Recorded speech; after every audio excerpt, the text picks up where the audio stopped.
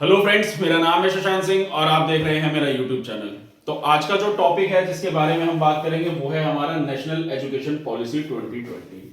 तो last video तक हम लोगों ने क्या पढ़ा था? लास्ट वीडियो तक हम लोगों ने जाना था किसके बारे में? हमारा human capital and economic growth, यानी कि ह्यूमन कैपिटल का इकोनॉमिक ग्रोथ पे क्या इंपैक्ट पड़ता है। तो हम लोगों ने सारे फैक्टर्स को उसमें अच्छे से चेकआउट करा और साथ ही साथ फिर हम लोगों ने इंडिया के कंटेक्स्ट में भी जाना कि कैसे 7th 5 ईयर प्लान में implementation of education on Indian human capital is very essential. ठीक है, तो वो सारी चीजें हम लोगों ने पढ़ी। साथ ही साथ हम लोगों ने लास्ट में ये चीज जानने की कोशिश करी कि जो एजुकेशन पॉलिसीज है, यानी कि हमारे देश में एक एजुकेशन रिफॉर्म आना बहुत जरूरी है टाइम टू टाइम। यानी कि हमारे देश की जो एजुकेशन सिस्टम था वो कई सालों से चलता चला आ रहा था। हम लोग कहीं ना कहीं चीज लैक कर रहे थे कि जो हमारी लेबर फोर्स है, यानी कि जो लोग काम कर रहे हैं इस इकोनॉमी में, उनके अंदर कहीं ना कहीं स्किल्स की कमी है। किसी भी स्किल्स की कमी है। अब आप सोच के देखिए, कोई भी इंसान है किसी भी फील्ड का है, चाहे वो कोई एक मशीन ठीक करने वाला हुआ या किसी और चीज का कारिंदा हुआ, आर्ट एंड क्राफ्ट से हुआ, किसी भी चीज से हुआ, कोई भी काम यहाँ पे हो सकता है। ठीक है ना? तो उस काम में उसका स्किल्स यानी कि उसकी एफिशिएंसी उस काम में बेहतर होना जरूरी है। जैसे अब एक डॉक्टर है, डॉक्टर अगर किसी मरीज का इलाज कर रहा है तो उस डॉक्टर को उतना उसके बारे में नॉलेज होनी चाहिए। अगर कोई इंजीनियर है, सॉफ्टवेयर इंजीनियर है, तो उसे सॉफ्टवेयर की एक बेहतर नॉलेज होनी चाहिए। अगर कोई एक कारिंदा है, मान लीजिए कोई कपड़ा सीलने वाला है या फिर कोई एक क्राफ्ट से रिलेटेड है, हैंडीक्राफ्ट से रिलेटेड है, तो उसको उस चीज के बारे में बहुत अच्छी नॉलेज होनी चाहिए। अब एक फार्मर है, एग्रीकल्चर सेक्टर से बिलोंग करता है, तो उसको खेती बाड़ी की नॉलेज होनी चाहिए। तो इसी को हम स्किल्स कहते हैं कि ये स्किल्स कहीं ना कहीं लैक कर रहा था हमारी इकोनॉमी में। ठीक है, अब इसके चलते हुए क्या होता है कि जब इतना लैक कर रहा है, ऊपर से एजुकेशन जो हम लोग प्रोवाइड करा रहे हैं हमारे देश में, उसका कहीं ना कहीं कोई एक आउटपुट नहीं निकल कर आ रहा, और जिसके चलते हुए हमारे देश में 2020 में न्यू एजुकेशन पॉलिसी को इंप्लीमेंट किया जाता है। ठीक है, और उस न्यू एजुकेशन पॉलिसी के चलते हुए कुछ चीजों में बदलाव देखने को मिलता है कि ताकि वो हमारी लेबर फोर्स में एक नया स्किल डेवलप किया जाए। अब वो क्या क्या चीजें थी, वो सारी चीजें मैं इस वीडियो में बताऊंगा। बुक की ही इंफॉर्मेशन है, मैंने थोड़ा सा इसको और अच्छे से डिफाइन कर दिया है हाईलाइटेड पॉइंट्स में, तो नोट्स के पॉइंट ऑफ व्यू से आपके लिए भी हेल्पफुल हो जाएगा। ठीक है, तो चलो शुरू करते हैं। पहला पॉइंट आता है चेंजिंग नॉलेज लैंडस्केप। यहाँ पे कहने का मतलब क्या है कि हमें नॉलेज का एक अपना थोड़ा सा तरीका बदलना होगा कि हम लोग एजुकेशन में क्या नॉलेज ले रहे हैं आज के समय से। इसको थोड़ा ध्यान से समझना। आज का जमाना कैसा है? डिजिटल का जमाना है। ठीक है ना?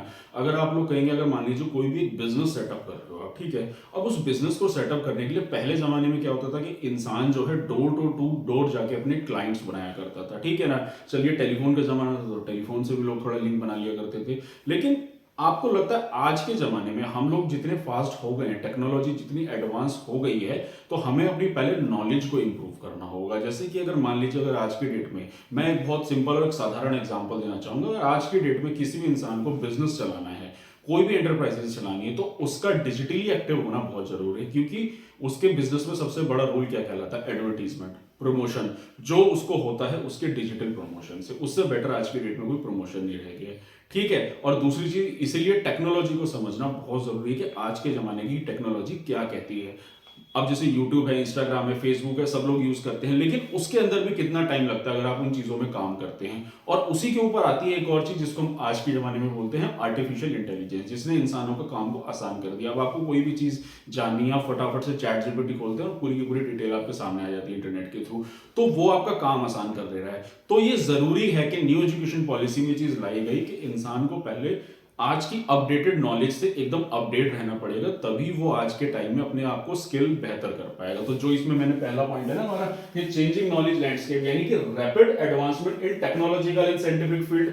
तो टेक्नोलॉजी को आपको समझना होगा अच्छे से। और दूसरा, big data, machine learning and artificial intelligence, इसका एक बहुत बड़ा रोल होगा हमारी लाइफ में। अब मैं यहाँ पे आप लोगों को एक रियल यहाँ पे एक मतलब एग्जांपल दे देता हूँ। जैसे कि जो big data, machine learning, artificial intelligence है ना, ये काफी सारे कॉलेजेस में अब कोर्सेज में भी पढ़ाया जा रहा है। इवन अगर इकोनॉमिक्स आप लोग पढ़ रहे हैं तो मैं काइंड ऑफ इन्फॉर्मेशन आप लोगों को ये बता देता हूँ। अगर आप लोग कोई भी इकोनॉमिक्स में मास्टर्स करना चाहता है या ग्रेजुएशन करना चाहता है, या हो सकता है जो स्कूल के बच्चे मेरी इस वीडियो को देख रहे हैं, तो उनको बताना चाहूंगा कि अब इकोनॉमिक्स में भी मशीन लर्निंग, बिग डेटा और आर्टिफिशियल इंटेलिजेंस जैसे कोर्सेज अवेलेबल हैं। अब उसमें ये सारी चीजें भी पढ़ाई जा रही है। तो ये सबसे पहला जो major important national education policy में इंप्लीमेंट किया गया था, तो मशीन लर्निंग, आर्टिफिशियल इंटेलिजेंस जैसी चीजें बच्चों को स्कूल कॉलेजेस में पढ़ानी शुरू करनी चाहिए। ठीक है ना। तो ये तो हुआ पहला पॉइंट। उसके बाद आता है दूसरा था हमारा शिफ्ट इन जॉब मार्केट। अब आर्टिफिशियल इंटेलिजेंस आ गया, ठीक है, इंसान का काम आसान कर दिया, रोबोटिक टाइम पीरियड आ गया। जैसे आजकल क्या हो रहा है कि सर्जरीज जो हो रही है वो रोबोट्स कर रहे हैं, ठीक है ना, ऐसा टाइम पीरियड आ गया है। तो इंसान की जॉब पे कहीं ना कहीं इंपैक्ट आ रहा है। तो इसका मतलब क्या है कि अगर आप लोगों को नॉलेज है आर्टिफिशियल इंटेलिजेंस की, तो आप उसकी मदद से अपने काम को आसान कर सकते हैं और अपने स्किल्स को डेवलप कर सकते हैं। यानी कि मार्केट में डिमांड सिर्फ स्किल वाले की होगी, अनस्किल्ड की कोई डिमांड ही नहीं होगी ग्लोबली। तो इसीलिए machine replacing unskilled job globally. तो और ये तो बात दिख रहा है कहीं ना कहीं कि जॉब्स जो है खत्म कर देंगी मशीन जो आने वाले समय में। और इसीलिए rising demand in mathematics, computer science and data science, और ऐसी चीजों में ज्यादा डिमांड बढ़ेगी इंसान की, mathematics, computer science, data science. क्यों? क्योंकि जब मशीन लर्निंग, आर्टिफिशियल इंटेलिजेंस, जिसमें ऐसे स्किल्स इस्तेमाल करने वाले इंसान की तो डिमांड होगी ना। अब आर्टिफिशियल इंटेलिजेंस है, चैट जीपीटी है, ये जितनी भी चीजें आजकल चल रही है, एआई वगैरह, कोडिंग, डिकोडिंग, ये जितनी भी चीजें, डेटा साइंस,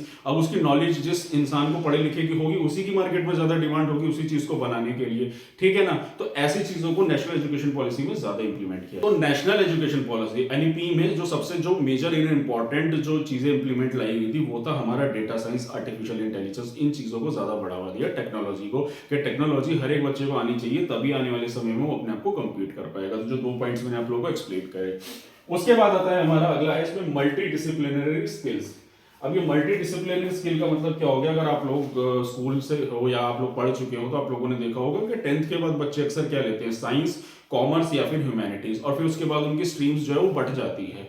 अब क्या हो गया है कि अब चीजों को कंबाइन कर दिया। अब बच्चा जो है थोड़ा साइंस के सब्जेक्ट्स भी पढ़ेगा, सोशल साइंस के भी पढ़ेगा, ह्यूमैनिटीज, कॉमर्स, आर्ट, सारी चीजों को थोड़ा थोड़ा थोड़ा थोड़ा इंसान पढ़ेगा, समझेगा, जानेगा, तभी वो मल्टीटास्किंग हो पाएगा। पहले क्या हो रहा है कि साइंस बैकग्राउंड का स्टूडेंट है तो वो एज अ चार्टर्ड अकाउंटेंट या अकाउंट्स में परफॉर्म नहीं कर सकता क्योंकि उसने कॉमर्स भी पढ़ा हुआ, ठीक है ना। ह्यूमैनिटीज का जो स्टूडेंट है वो मैथमेटिक्स से बिल्कुल अनअवेयर है, तो ये कहीं ना कहीं लैग कर जाता। अब क्या है, आजकल जमाना है मल्टीटास्किंग का। कोई भी इंसान है उसके स्किल्स हर एक फील्ड में अच्छे होने चाहिए, इसलिए एजुकेशन पॉलिसी में डाला गया कि जो सब्जेक्ट्स है वो कंबाइन होने चाहिए, थोड़ा साइंस, कॉमर्स, ह्यूमैनिटीज, हर एक तरीके से बच्चा उसको पढ़ के समझे ताकि वो मल्टीटास्किंग हो सके, ठीक है। ये जो बहुत अच्छा नेशनल एजुकेशन पॉलिसी में डाला गया, वर्कफोर्स फॉर मल्टीटास्किंग, और इसीलिए इंसान का फिर मल्टीटास्किंग होना एसेंशियल भी जरूरी हो गया है, ठीक है।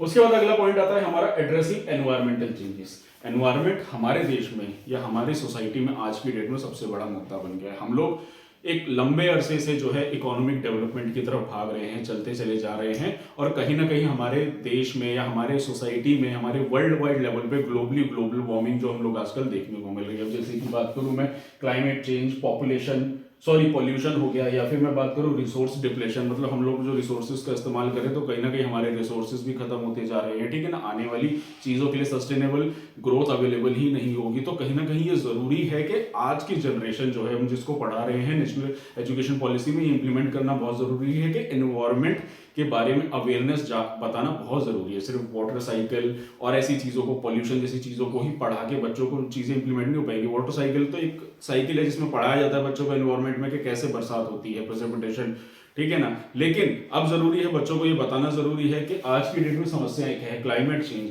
ग्लोबल वार्मिंग, जो हमारा एक बहुत ही बड़ा वर्ल्ड वाइड लेवल का मुद्दा है जिसको सीरियस कंसर्न होनी चाहिए सोसाइटल इंफॉर्मेशन के पॉइंट ऑफ व्यू से। अब क्या है ना कि देखो सोसाइटी में क्या है कि भाई इन्वायरमेंट है, अगर आपको सही बेहतर हवा नहीं मिल पा रही, आप सर्वाइव नहीं कर पा रहे हो, तो फिर इतना पैसा कमाना और इतना चीज़ों में आगे बढ़ने का कोई फायदा नहीं होगा जब आप सही टाइम से लाइफ को जी नहीं पाओगे ऐसे एनवायरमेंट में, ठीक है ना। तो इसलिए नेशनल एजुकेशन पॉलिसी में डाला गया कि क्लाइमेट चेंज और एनवायरमेंट जैसी चीज़ों पर भी फोकस किया जाए ताकि उसमें भी इंप्लीमेंटेशन लाया जाए, क्योंकि क्लाइमेट, ये सारी चीज़ें इकोनॉमिक्स का एक बहुत ही मेजर पार्ट होता है किसी भी इकोनॉमी को डेवलप करने के लिए, ठीक है। तो इसीलिए तो focus on biology, chemistry, physics, agriculture, climate science, ऐसे सब्जेक्ट्स पे ज्यादा फोकस किया जाएगा कि जो बच्चे इन सब्जेक्ट्स को पढ़ें और उससे बेटर एक इकोनॉमिकल डेवलपमेंट और सस्टेनेबल डेवलपमेंट की तरफ बढ़े, ठीक है ना।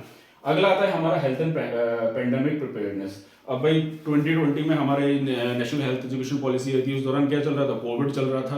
तो उस दौरान के अकॉर्डिंगली देखा गया कि हेल्थ सेक्टर में भी कैसे हम लोग अपने आप को प्रिपेयर रख सकते हैं अगर किसी तरीके का डिजास्टर आता है, जैसे कि सोशल इश्यूज हो गया या वैक्सीनेशन, मेडिकल, इन सारी चीजों पे भी फोकस किया जाएगा। और आखिरी आता है हमारा arts and humanities, culture, art, craft, यानी कि ह्यूमैनिटीज हम लोग जब पढ़ते हैं, जैसे हिस्ट्री हम लोग पढ़ते हैं तो हिस्ट्री में हमारे पार्ट होता है आर्ट एंड कल्चर, ठीक है ना। तो हम लोग 5000 साल पुराना इतिहास, सिविलाइजेशन, वो सारी चीजें पढ़ते हैं, पोट्री, कैसे कैसे एग्रीकल्चर आया, उन चीज़ों को पढ़ के आज के ज़माने में हम देखते हैं कि हमारा हैंडीक्राफ्ट, आर्ट, कल्चर, इन सारी चीज़ों में भी कहीं ना कहीं एक बहुत बड़ा योगदान होना चाहिए। ये हमारे देश की इकोनॉमी की और हमारी आइडेंटिटी के लिए बहुत मैटर करता है। तो बच्चों का अगर आर्ट्स और ह्यूमैनिटीज़ पढ़ रहे हैं तो आर्ट एंड कल्चर जैसी चीज़ों में भी फोकस होना चाहिए। इन सारी चीज़ों पे भी कहीं ना कहीं उनका ध्यान होना चाहिए।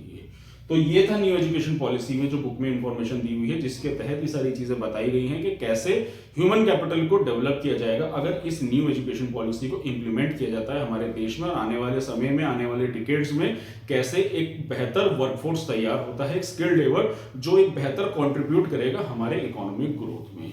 ठीक है ना। तो ये था टॉपिक जिसमें मैंने आपको न्यू एजुकेशन पॉलिसी के बारे में बताया, साथ ही साथ ये भी बताया कि कैसे ये हमारे लिए फायदेमंद होगा आने वाले समय में। ठीक है ना। तो आपको अच्छे से आई होप सारी चीजें समझ में आ गई होगी। स्क्रीनशॉट अगर इसका लेना चाहते हो नोट्स का तो आप लोग ले सकते हैं। ठीक है ना। तो यही था मेरा आज का टॉपिक। तो अगर आप लोगों को मेरा काम पसंद आ रहा है, अगर आप लोगों को मेरी वीडियो अच्छी लग रही है तो मेरे चैनल को सब्सक्राइब कीजिए, मेरी वीडियो को लाइक कीजिए, मैक्सिमम लोगों तक इस वीडियो को शेयर कीजिए। कोई डाउट है तो वो कॉमेंट सेक्शन में आप लोग पूछ सकते हैं। तो आज के लिए इतना ही, मिलते हैं इस वीडियो में। Thank you very much.